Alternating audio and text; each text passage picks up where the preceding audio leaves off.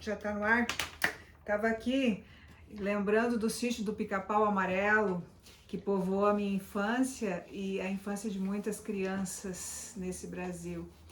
Tô lembrando do sítio do Pica-Pau Amarelo para lembrar de Monteiro Lobato, o criador do sítio do Pica-Pau Amarelo. Mas vamos ao nosso programa então. Olá, bonitos, eu sou a Rose Domingos e hoje nós vamos falar sobre o pré-modernismo aqui no nosso canal literário. O pré-modernismo e o Monteiro Lobato têm tudo a ver, porque ambos são do mesmo momento. Esse pré-modernismo do qual eu falo, ele vai acontecer nas duas primeiras décadas do século XX aqui no Brasil. Portanto, ele não é uma escola literária, mas apenas um movimento, um período de transição entre o que já havia acontecido, que já estava acontecendo em termos de literatura, em termos de artes, e o que viria a acontecer a partir de 1922, que foi o ano da Semana de Arte Moderna em São Paulo. Bom, mas o que estava acontecendo nesse momento em que o Monteiro Lobato escreveu o Sítio do Pica-Pau Amarelo? O internauta aqui, Pafúncio, pergunta, o que motivou esse pré-modernismo?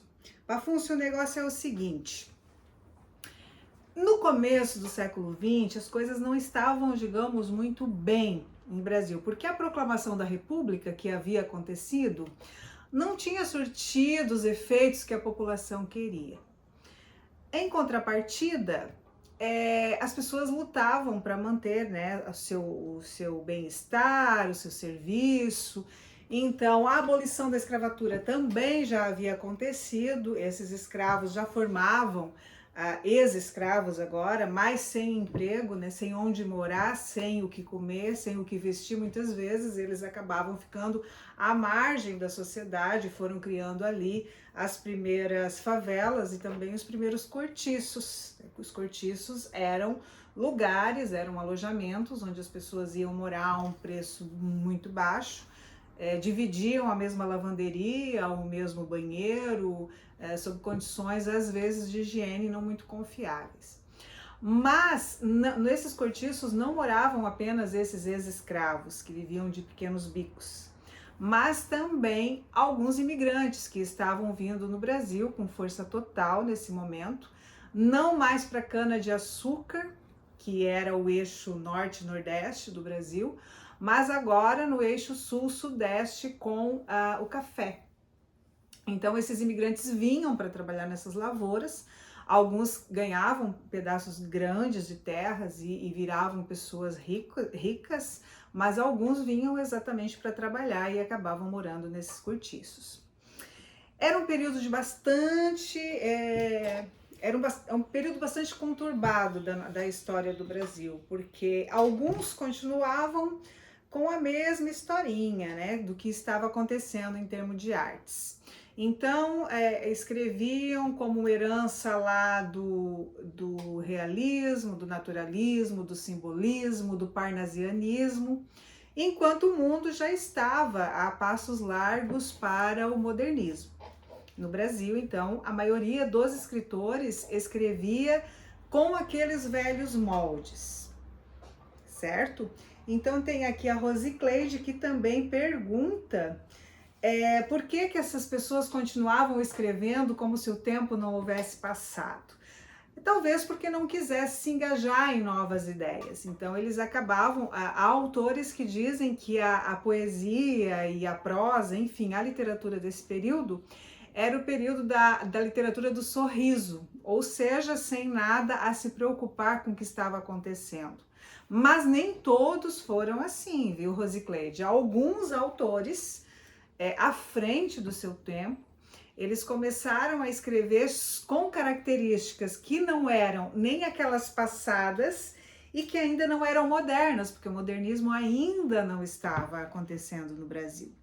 Então, era um período de guerras, por exemplo, dentro do território brasileiro houve a revolta contra a vacina, a revolta da chibata, muitas greves, 2 greves bem grandes nesse período, greves gerais, que faziam com que o povo pensasse um pouco sobre o que estava acontecendo no Brasil.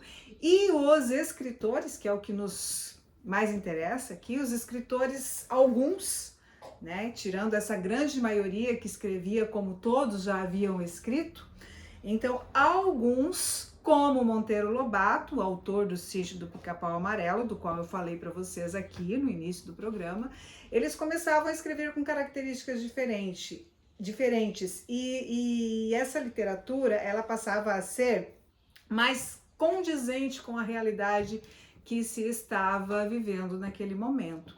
Então Monteiro Lobato, por meio de uma literatura infantil, colocou na boca da Emília ou do Visconde de Sabugosa coisas que talvez ele quisesse na vida particular dele falar e que não tinha vazão, né? Inclusive o Monteiro Lobato foi preso porque alguns achavam que as ideias dele iam contra as ideias dos governantes, outros diziam que é porque ele falou que tinha petróleo no Brasil e as pessoas acharam aquilo cúmulo, mas o fato é que por boca de personagens ele acabou trazendo para o público situações que estavam ocorrendo naquele momento. Ele também é criador de Jeca Tatu, um personagem bem famoso, que é famoso justamente por mostrar a preguiça do brasileiro, né? E ele vai dizer o porquê dessa preguiça, que talvez ele fosse assim porque não tinha comida o suficiente, não tinha nutrientes o suficiente, não era o trabalho dele não era um trabalho que fosse valorizado. Então não era um Jeca Tatu, simplesmente o povo brasileiro evadiu, não, ele tinha aquela preguiça, isso em termos de personagens, né? Mas essa preguiça era alicerçada por alguma coisa. Além do Monteiro Lobato, nós vamos ter outros autores nesse momento. Um deles é o Graça Aranha, cuja obra principal é Canaã, que fala justamente da imigração dos europeus para o Brasil. Dizem os estudiosos que esse livro demorou 10 anos para ser escrito, mas é a obra de maior fôlego do Graça Aranha. Temos também o Augusto dos Anjos, um poeta fenomenal que trouxe palavras nada convencionais para a literatura, para o poema. Ele também é autor de um livro só, Eu, o nome do poema. E o Augusto dos Anjos, ele trouxe toda a dor, toda a angústia do ser humano para a sua obra literária poética, porque ele ele não escreveu em prosa, ele escreveu em poesia. Temos também o Lima Barreto. Lima Barreto escreveu, dentre outras, uma obra bastante importante para a literatura brasileira, que é Triste Fim de Policarpo Quaresma. Policarpo Quaresma é uma personagem ultra brasileira, né, no seu sentido mais amplo. Tanto é que ele sugere na obra que nós comecemos a falar o tupi-guarani e não o português, porque o português viria de Portugal. O Lima Barreto tem outras obras muito legais, muito bacanas. É quase uma obra autobiográfica a obra dele. Ele denuncia, por exemplo, o alcoolismo na sociedade brasileira, ele denuncia a loucura porque alguns passavam. E temos também o Euclides da Cunha, que escreveu Os Sertões. O Euclides da Cunha era um repórter e ele foi cobrir a Guerra de Canudos, que era uma rebelião do momento. E ele, a partir das suas vivências, que ele foi cobrir esse acontecimento, ele criou uma obra literária chamada Os Sertões.